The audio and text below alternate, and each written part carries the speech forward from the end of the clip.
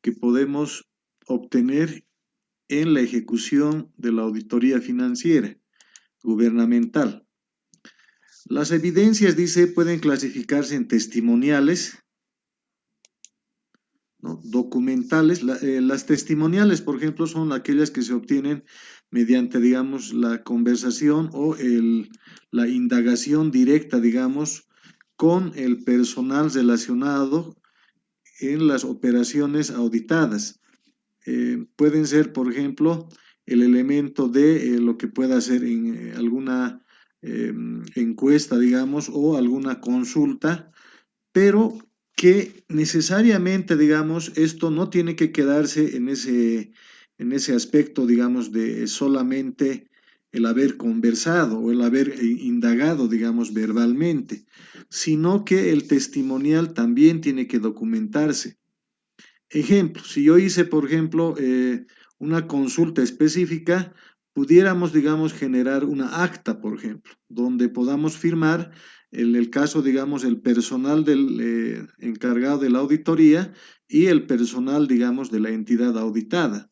En otras palabras, las testimoniales también, si bien son directas mediante lo que es la indagación verbal, estos también tienen que ser respaldados mediante lo que es una evidencia física o dejar constancia de la, podemos decir, indagación verbal que se ha realizado. Hay estos documentos también seguramente van a quedar en los respaldos de la evidencia en los análisis o en el proceso mismo de auditoría donde se hayan aplicado o se hayan obtenido esta evidencia testimonial. Las documentales, como también, digamos, son la mayor parte de la evidencia que obtenemos en auditoría, debido a que la misma contabilidad y en el mismo ciclo de contabilidad, inclusive los respaldos para procesar una transacción están contenidos en los documentos de origen o en lo que viene a ser los documentos fuente. Entonces, estos como ser facturas, contratos, órdenes de pago, cheques, todo lo que se genere prácticamente está obviamente de una forma física. Entonces, en la auditoría también, de la misma forma, vamos a hacer, digamos, un mayor uso y obtención de la evidencia de carácter documental. Las físicas, la evidencia física, por ejemplo, podría darse lugar a inspecciones, digamos, de carácter físico, directo, que podamos aplicar al análisis de ciertas cuentas. Podríamos, por ejemplo, indicar para probar existencia en inventarios. Vamos a seguramente ir al almacén y hacer un recuento físico, una verificación física de la existencia. Entonces, estos son obviamente, digamos, aplicados también en forma directa, digamos, ¿no? Mediante la observación directa del auditor respecto al objeto examinado. Estos también tienen que tener, digamos, su respaldo de haberse ejecutado, digamos, este tipo de procedimientos y la obtención de esa evidencia. Igual podemos hacer actas de recuentos físicos, de inspección física, en el caso de activos fijos, por ejemplo, podemos hacer también junto al encargado de almacenes o de activo fijo, realizar, digamos, las actas de verificación, donde quede constancia de que nosotros hemos hecho la inspección física, ¿no? En el caso de las analíticas, podemos decir, son aquellos también, aquella evidencia donde el auditor practica operaciones para poder obtener resultados que le puedan formar una conclusión. Ejemplo, en el caso de las depreciaciones, por decir, la entidad ha calculado seguramente en función a sus registros, eh, ha aplicado un porcentaje y ha obtenido, digamos, una cantidad de depreciación sobre un activo fijo. Nosotros, como auditores, para satisfacernos de que ese cálculo es bueno, ¿no? Ese cálculo que se ha realizado, digamos, en la entidad es adecuado, nosotros en forma independiente podemos realizar el recálculo de esta depreciación. Y esto también, por ejemplo, lo vamos a hacer nosotros cuando vayamos ya a entrar en la parte práctica. Vamos a recalcular, por ejemplo, la depreciación, el cálculo de la depreciación, y lo comparamos con lo que tiene registrado la entidad. Si ambos logramos obtener el mismo resultado, implicará pues que es satisfactorio, digamos, es razonable el cálculo realizado por la entidad. Si hubiera diferencias entre el cálculo del auditor y el cálculo que realizó la entidad, de seguro vamos a nosotros hacer, digamos, una conclusión, ¿no? Viendo el origen y la causa de la diferencia, ¿no? Entonces, estos cálculos analíticos los realiza el auditor con la finalidad de verificar que ciertas operaciones hayan sido, digamos, calculados o hayan sido, digamos, liquidados de una forma adecuada, ¿no? En la generación del registro mismo. Vamos a entonces nosotros aplicar todo tipo de análisis que nos pueda, digamos, ser factible. Operaciones, aplicación de tasas, cálculos, digamos, mediante factores. De seguro vamos a encontrar varias formas de analizar mediante lo que es el cálculo aritmético, ¿no? Bien, y también dice como último tenemos evidencia informática. Últimamente, digamos, y en la actualidad, las evidencias de carácter informático, por ejemplo, de alguna otra manera están desarrollándose, pero podemos encontrar también, por ejemplo, alguna evidencia, a ver, de carácter informático, como ser, por ejemplo, el backup antes, por ejemplo, las entidades públicas, por ejemplo, estaban registrando en el SIGEP móvil, y el SIGEP móvil te podía exportar un backup, por ejemplo, de todo lo que viene a ser los registros, ¿no? Hasta, obviamente, los estados financieros. Entonces, eso, por ejemplo, podrías tú dejarlo como evidencia, por ejemplo. O otros, por ejemplo, el manejo de activos fijos, por ejemplo, el BCAF que maneja el sector público.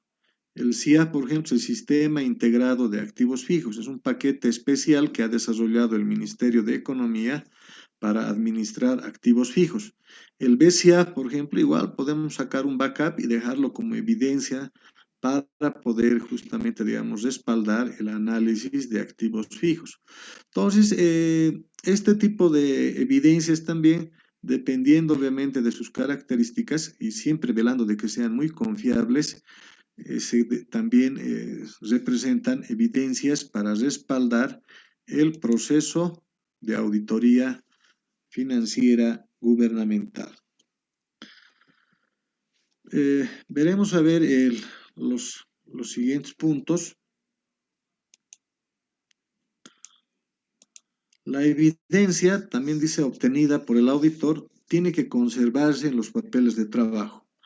En esta parte nosotros debemos dejar claro de que todo el proceso de auditoría de seguro va a generar evidencia de distinta naturaleza, pero estos tienen que estar organizados en los papeles de trabajo. Acá un poquito vamos a revisar, a ver, voy a acudir a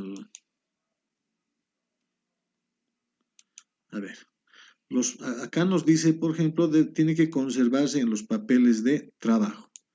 Aquí ustedes conocen, por ejemplo, en lo que viene a ser el manejo de los papeles de trabajo, conocen los famosos legajos. ¿Qué son los legajos? Los legajos son para nosotros un conjunto de papeles de trabajo organizados metódicamente para el respaldo del trabajo realizado por el auditor. Entonces, ¿cuáles son esos legajos que conocemos nosotros? En auditoría financiera ustedes ya han revisado. En la parte de 1 del proceso de auditoría, que es la planificación, tienen el legajo llamado el memorándum de planificación de auditoría, el MPA. En la ejecución, digamos, de la auditoría misma, ya entrando a la etapa 2, que es la ejecución, tenemos el legajo permanente, el permanente, ¿no? Donde ustedes colocan todos los antecedentes que tiene la empresa, desde lo que es la creación, desde lo que viene a ser la organización, algunos documentos relativos, por ejemplo, a lo que viene a ser, digamos, normativa, todo lo que viene a ser, digamos, el conocimiento del negocio, lo vamos a nosotros respaldar mediante la evidencia y organizarlos en el legajo permanente. Luego tenemos el análisis de las cuentas o la ejecución de los procedimientos de auditoría planificados. Ahí ya tenemos el legajo corriente, que es otro legajo que también nosotros conocemos en auditoría. Y finalmente dice, después del corriente, vamos a cerrar con otro legajo que se llama, digamos, comunicación de resultados. Algunos, por ejemplo, lo llaman informe también. Entonces, aquí es el legajo de informes, que también, digamos, es otro legajo, diferente a los anteriores, va a entrar en la última etapa del proceso de auditoría, que es la comunicación de resultados. Entonces, como verán, miren, en la ejecución de la auditoría, dependiendo en qué etapa ¿no? estés ejecutando, vamos a generar diferentes legajos o archivos, ¿no? Planificación, MPA. La ejecución, el permanente y el corriente. Comunicación de resultados, el archivo o el legajo de informes. Entonces, toda la evidencia se tiene que organizar. No es cuestión también de agarrar y archivar, agarrar y perforar y colocar, digamos. No, es el trabajo también de que los papeles de trabajo puedan estar organizados de una forma coherente que ayude a la supervisión y que ayude también a lo que es el control de calidad, ¿no? No olvidemos que este elemento de la evidencia es pues básicamente la base para supervisar y para luego hacer el control de calidad. Bien, entonces este es un elemento que nosotros tenemos que siempre tener en cuenta, ¿ya? Bueno, veremos, los papeles también de trabajo son propiedad de la organización de auditoría. Los originales prácticamente quedan, ¿no?, en poder del auditor gubernamental. El auditor gubernamental de seguramente los va a proteger, los va a custodiar en espacios, ¿no?, donde exista cierta seguridad, digamos, de lo que es la restricción, digamos, de uso de estos documentos. Tiene seguramente un espacio, un espacio donde obviamente tiene archivos, ¿no?, que ayuden a una mejor custodia de los papeles de trabajo. Entonces, estos van a obviamente ser seguramente guardados por el tiempo que sea requerido. Ahora, hay una salvedad, por ejemplo, muchas veces me ocurrió a mí, por ejemplo, hay algunos problemas de carácter legal, por ejemplo, ¿no?, sobre un asunto específico que hemos tratado en la auditoría. Entonces, el fiscal, o ya sea, digamos, el juzgado, pide entregar, por decirles, digamos, al auditor como también medio de evidencia para ellos, obviamente para el proceso judicial, el trabajo que ha desarrollado el auditor. Entonces, en ese caso, si es que es mediante orden judicial, nosotros en calidad de préstamo vamos a seguramente llevar nuestros papeles, vamos a enviar nuestros papeles a la autoridad legal competente que esté solicitando estos papeles. Pero es una excepcionalidad, ¿no? En el caso de que podamos dar nuestros papeles, digamos, a una persona, a una entidad externa, ¿no? Luego, anteriormente también había el elemento de si eres un auditor recurrente o eres, digamos, nuevo. Si eres un auditor nuevo, puedes solicitar al anterior auditor o a la organización de auditoría que ha ejecutado un año anterior, digamos, la auditoría en la misma entidad donde estás practicando actualmente, ¿no? Puedes solicitarle con nota de poder acceder a sus papeles de trabajo, no con el objetivo de supervisar ni hacer control de calidad, solamente con el objetivo de tomar conocimiento sobre ciertos puntos específicos que se habían tratado en la anterior gestión, pero que están vigentes o impactan en los estados financieros de la actual gestión. Es más de un carácter informativo. En ese caso, también, digamos, los auditores anteriores tienen, obviamente, por este elemento mismo de inclusive de ser auditores gubernamentales, el de poder prestar en las oficinas, en tus oficinas, estos papeles para que pueda revisarlos el auditor, digamos, posterior que ha obviamente auditado la misma entidad. Son excepciones, son dos excepciones que yo veo, por ejemplo. Por lo demás, esto se tiene que guardar bajo 7 llaves, ¿no? Los archivos. No olvidemos que la información que examinamos en las entidades es de carácter confidencial.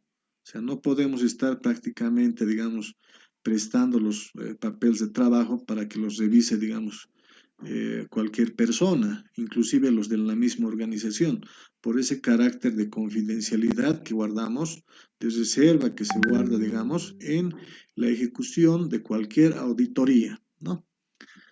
Otro, la organización de auditoría dice debe adoptar procedimientos para la custodia y conservación de los papeles de trabajo, ¿no?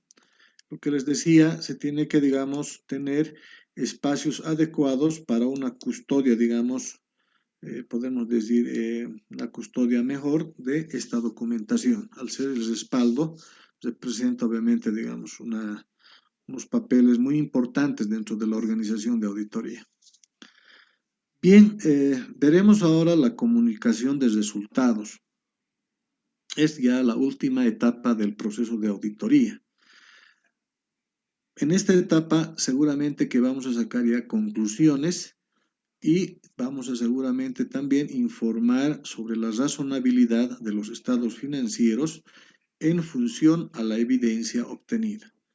Veremos entonces cuáles son los antecedentes que deberíamos, digamos, tener en la comunicación de resultados en la auditoría financiera. Primero, necesariamente dice, debemos expresar si los estados financieros se presentan de acuerdo con las normas básicas del sistema de contabilidad integrada, ¿no? Implica entonces que la opinión que vamos a nosotros vamos a generar, digamos, en el informe, tiene que estar, digamos, claramente establecido de que están de acuerdo con la norma base en el sector público que norma la contabilidad gubernamental. Y ahí tenemos básicamente las normas básicas del sistema de contabilidad integrada. Ese sistema es el que, digamos, regula técnicamente la contabilidad. Entonces, lo que vamos a hacer en auditoría financiera es el de expresar justamente de que el estado financiero está razonable respecto a las normas básicas del sistema de contabilidad integrada, ¿no? Además, dice, se debe señalar de que dichas normas han sido aplicadas uniformemente respecto al ejercicio anterior. De acuerdo, ¿no? Aunque en el sector público las normas básicas de contabilidad integrada son de aplicación obligatoria, no es de carácter optativo.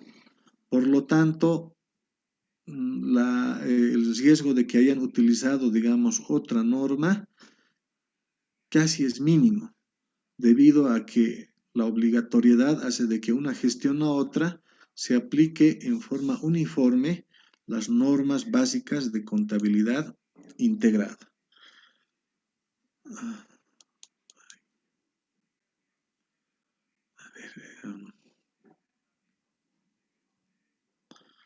Veremos la opinión del auditor. A ver, revisaremos esta parte de la opinión del auditor.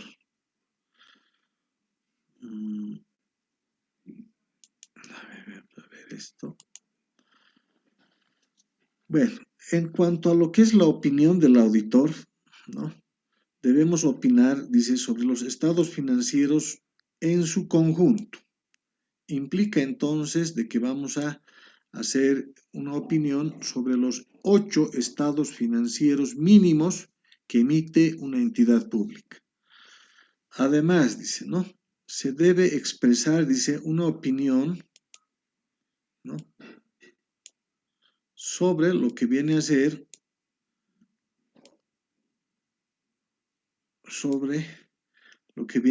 digamos,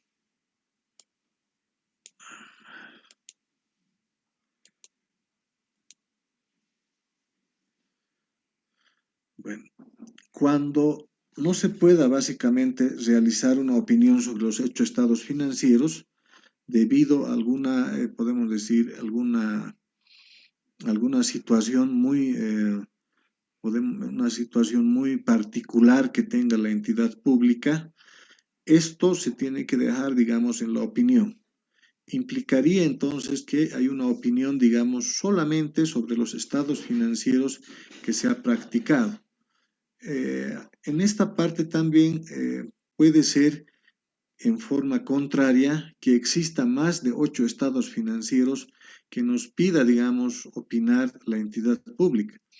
Generalmente, por ejemplo, los que tienen financiamiento externo, por ejemplo, los que trabajan con donaciones, muchas veces el donante o los financiadores externos piden opinar no solamente sobre los 8 estados financieros, sino que ellos incluyen un estado de ingresos y gastos base efectivo, por ejemplo.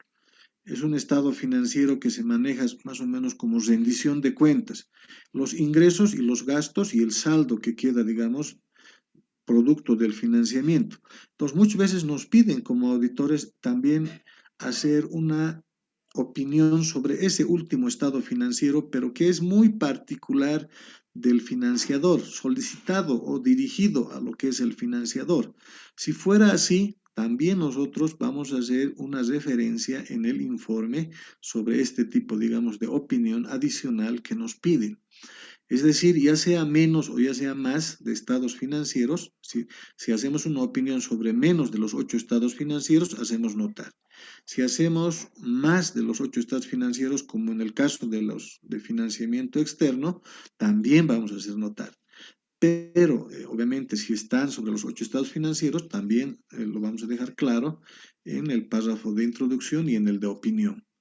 Entonces, esto dependiendo obviamente, digamos, la entidad, digamos, que nos ha solicitado, ¿no? Pero regularmente vamos a opinar sobre los 8 estados financieros. Veremos acá, en los casos, digamos, de que los estados financieros, ¿no? Por ejemplo, a ver, vamos a ver esto.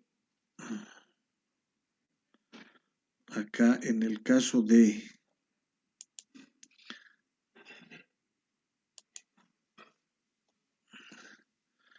que exprese una opinión, digamos, sobre los estados financieros tomados en su conjunto, debe indicar claramente que han sido realizados de acuerdo a las normas de auditoría gubernamental. Y eso está en el párrafo justamente de alcance. Nosotros decimos y expresamos en el informe de que la auditoría ha sido ejecutado de acuerdo a las normas de auditoría gubernamental emitidos por la Contraloría General del Estado. Hacemos una mención, ¿no? Estamos declarando nosotros que hemos aplicado las normas para la ejecución de la auditoría. Esto también es parte de la estructura del informe. ¿no? Nos piden prácticamente, digamos, hacer una mención de las normas de auditoría gubernamental. Los párrafos. Son 3 párrafos que tiene el cuerpo del informe de auditoría financiera. En el párrafo inicial, en el primer párrafo, hacemos, digamos, una identificación de los estados financieros. Nosotros decimos, hemos auditado el balance, el estado de recursos y gastos corrientes, evolución, flujo, también el cuenta ahorro, inversión, financiamiento y las notas de los estados financieros de la gestión 2019, por el ejemplo. Hasta ahí, digamos, vamos con lo que es el primer párrafo. El segundo, digamos, dice la declaración de que los estados financieros son responsabilidad de la organización o de la administración de la entidad, ¿no? Entonces ahí indicamos de que los estados financieros auditados no son responsabilidad del auditor, son responsabilidad de de la administración o del órgano ejecutivo, digamos, si es que existe esa figura en la entidad donde estamos ejecutando la auditoría. Pero la responsabilidad es de la entidad misma. ¿Y quién es el que expresa, digamos, de alguna otra manera, la máxima autoridad ejecutiva, ¿no? Ese es el que expresa, digamos, justamente, digamos, los estados financieros. Y finalmente, digamos, colocamos también que la declaración de la responsabilidad del auditor es expresar una opinión sobre los estados financieros en base a la auditoría que hemos ejecutado. O sea, vamos a expresar nuestra opinión, ¿no? En función al trabajo que hemos desarrollado en el proceso de planificación y ejecución. El párrafo de alcance.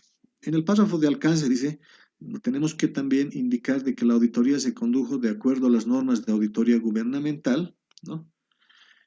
Además de que las normas de auditoría gubernamental nos exigen que planifiquemos y ejecutemos la auditoría para obtener razonable seguridad de los estados financieros.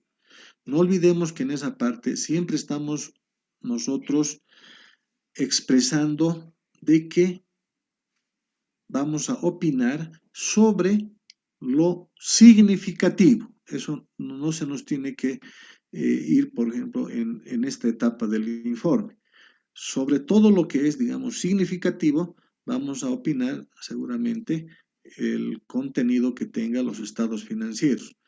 Esto implicará que vamos a opinar sobre aspectos significativos o presentaciones incorrectas significativas. El párrafo de alcance.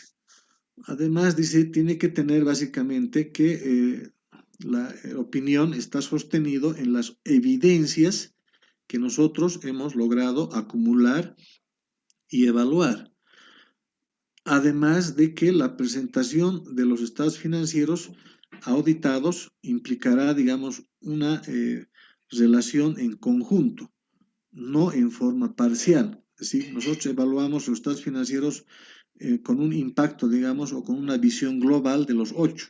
No estamos, digamos, haciendo una referencia específica a estado de balance general o al estado de CAIF, por decir, sino de que la presentación es de los estados financieros es en conjunto y de que consideramos de que nuestro trabajo nos proporciona la base suficiente para emitir nuestra opinión. Implicará entonces que ahí vamos a nosotros confiar en la evidencia siempre acumulada y evaluada. En el párrafo de opinión también nosotros vamos a indicar, en lo primero, digamos, incluye una opinión respecto de los estados financieros de la entidad auditada, están presentados razonablemente, ¿no? De acuerdo a las normas básicas del sistema de contabilidad integrada. se vuelve una especie de sensor, digamos, las normas básicas de contabilidad integrada, y la razonabilidad que nosotros opinamos es respecto del cumplimiento de las normas básicas del sistema de contabilidad integrada y otras normas de carácter legal aplicables a las operaciones examinadas. Porque no olviden que en las normas generales, por ejemplo, nos piden como una de las normas la legalidad, por ejemplo, ¿no?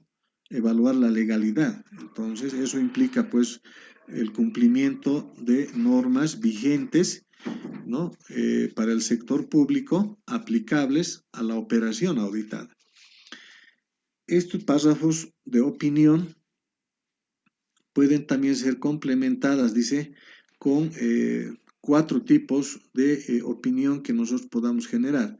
La opinión con salvedades, cuando existe, digamos, algunas operaciones o partidas que representan, digamos, una desviación o limitación, digamos, al alcance del trabajo. Estos vamos a revisarlo con mayor detalle cuando lleguemos, obviamente, también a la parte de informes, pero un poco, digamos, revisando ya con un poco de adelanto, digamos, la, lo que viene a ser, digamos, el informe del auditor. Vamos a decir, en la opinión, por ejemplo, con salvedades, ahí tendríamos, por ejemplo, que indicar que excepto por aquellas partidas o cuentas, ¿no?, que hayan sido observadas en el análisis del auditor, todos, ¿no?, los demás se encuentran razonablemente presentados. En el caso de las limitaciones al alcance, implicará que no se pueda aplicar procedimientos alternos a una, podemos decir, a una operación examinada. Por ejemplo, la existencia de algunos activos, porque no se encuentran, por decir, en la base. Por ejemplo, ¿a qué me refiero? Veamos en el caso de la ABC, por ejemplo. La ABC tiene bastante maquinaria desplegada, por decirles, en diferentes lugares, digamos, del país. Los campamentos, por ejemplo. Y muchas veces no los encuentras ni en los campamentos, porque de los campamentos seguramente salen para poder hacer mantenimiento de caminos a lugares, podemos decir, mucho más allá de los campamentos. Entonces, por ejemplo, ver la maquinaria, por